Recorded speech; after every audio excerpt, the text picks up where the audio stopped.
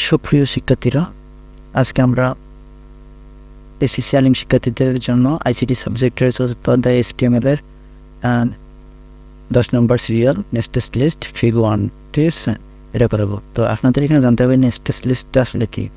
আসলে নেস্টেড লিস্টটা হলো, বা নেস্টেড লিস্টের যদি সংখ্যা বলতে যাই তাহলে বলতে হবে যে অর্ডার লিস্ট আর আনঅর্ডার লিস্ট। অর্ডার লিস্ট আর আনঅর্ডার লিস্ট দুটোর সংমিশ্রণভাবে বা একত্রিতভাবে যখন ব্যবহার করা হয় তখন সেটাকে নেস্টেড লিস্ট বলা হয়, ঠিক আছে। তো এই নেস্টেড লিস্টের আমাদের 4টা এখানে প্র্যাকটিস আছে, বা 4টা এখানে স্ট্যান্ড কোড করানো হবে 4 প্রকারে।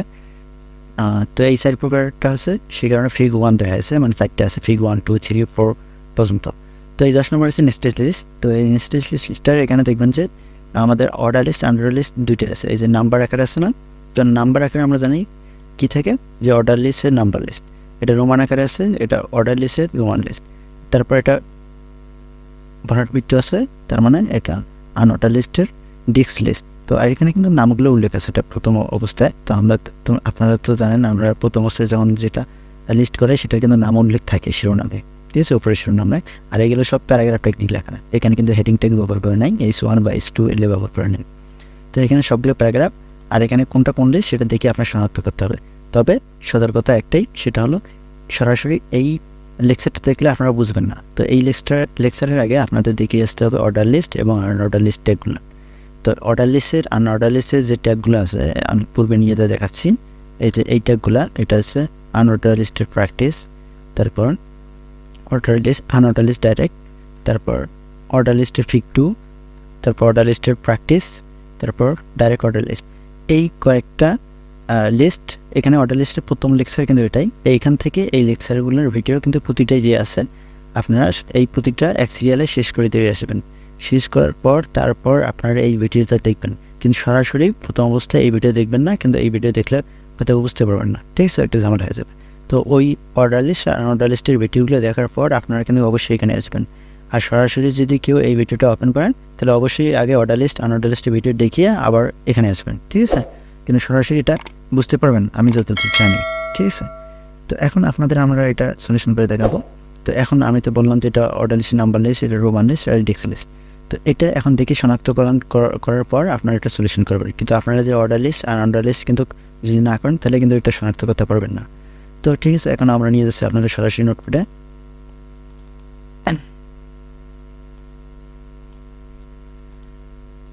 তো আমরা HTML করার জন্য মূলত নোটপ্যাড ব্যবহার করে থাকি, বা HTML করার জন্যই নোটপ্যাড ব্যবহার করা হয়।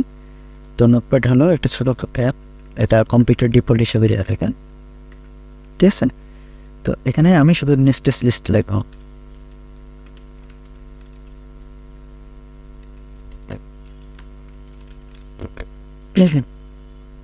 Nested list.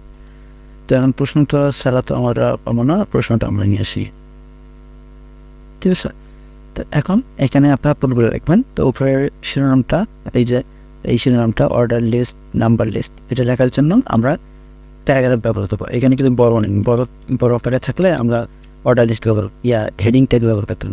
তো এখানে অর্ডার লিস্ট, তারপর হচ্ছে নাম্বার, অর্ডার লিস্টের নাম্বার লিস্ট। তো একটা কেন দিলাম, এখানে উল্লেখ করা আছে, কিন্তু এখানে উল্লেখ করা আছে যে এটা অর্ডার লিস্টের নাম্বার লিস্ট, ঠিক আছে, এটা অর্ডার লিস্টের নাম্বার লিস্ট। তো এখন এখানে যে দেখা যাচ্ছে যে এখানে নাম্বারে আছে, যার কারণে নাম্বার লিস্ট। এখন এটা আমরা লিখবো। তো এটা লেখার জন্য আমরা অর্ডার লিস্ট ওপেন করবো, এর টাইপ ইকুয়াল অ্যাপোস্ট্রফি, নাম্বারের জন্য 1 ব্যবহার করতে হয়, অ্যাপোস্ট্রফি ক্লোজ দুটার জন্য। তারপর এখন লিস্ট দেবো, দেওয়ার পর এখানে কি আছে বাইনারি কি,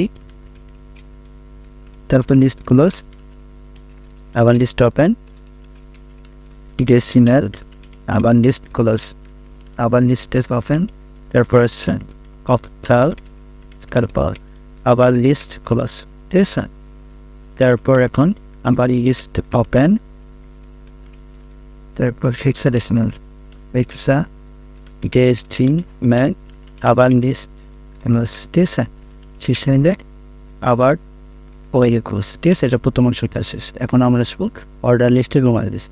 তো এটার জন্য আবার প্যারাগ্রাফ ইউজ করবো, এখানে অর্ডার লিস্ট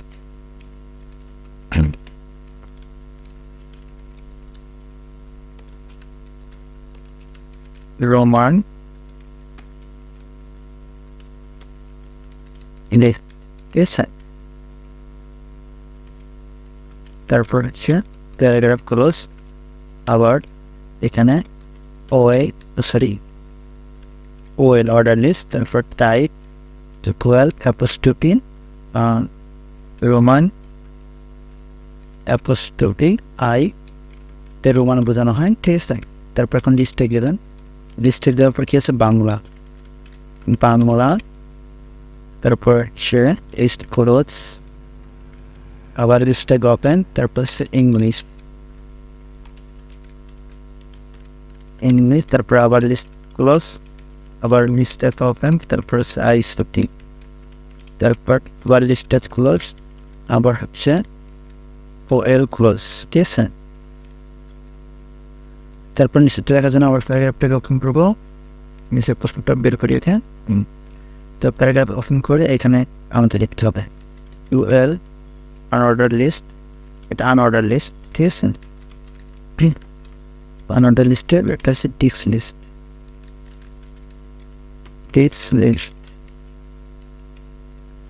তো এখন প্যারাগ্রাফ ক্লোজ, তারপর আবার আনঅর্ডারে ইউএল টাইপ ইকুয়ালস, এখানে ডিক্স, তো ডিক্স লিখবেন DIST, ডিক্স সাপোজ টু পিক লিখে ফেলছেন, তারপর আবার লিস্ট ওপেন, তারপরে FLs, তারপর লিস্ট ক্লোজ, আবার ডিক্স,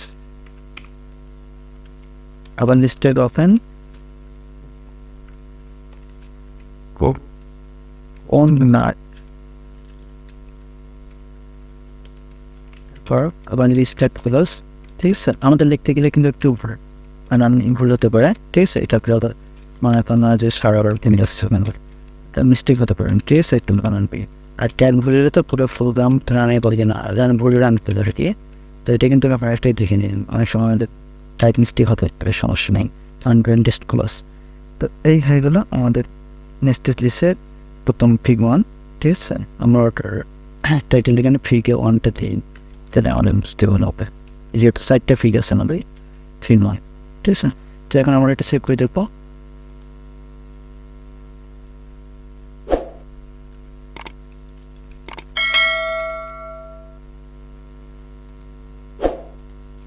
এখন এটার ফলাফল রান করে দেখি। এখন এখানে দেখেন যে অর্ডার লিস্টটা আমরা প্রশ্নটা বের করি। অর্ডার লিস্টে যে 1 2 3 আছে, 4টে সংখ্যা পদ্ধতির নাম, রোমান লিস্টের ঠিক আছে। তারপর হচ্ছে ডিক্স লিস্ট, ঠিক আছে, ঠিক আছে। এখানে কিন্তু কোনো প্রকার ট্যাগ ভুল হলে কিন্তু আমাদের ফলাফল ভুল আসতো, ঠিক আছে, ইনকারেক্ট আসতো। আর বানান একটু মিস্টেক থাকতে পারে, এটা কিন্তু আপনার একটু নিজের যদি চোখে পড়ে আপনাদের যে ভুলে গেছে, স্যার বানান কোনো একটা ভুল করছে, তাহলে ওটা ঠিক করে নেবেন, ঠিক আছে। কারণ আমাদের লিখতেগুলো একটু ভুল হতে পারে, ওটা স্বাভাবিক বিষয়। তো এই ছিল আমাদের কোডিং, আমাদের প্রশ্ন যেমনটা ছিল তেমনটা পেয়েছি। আপনারা এর সলিউশন কোডিংটা নিতে পারেন।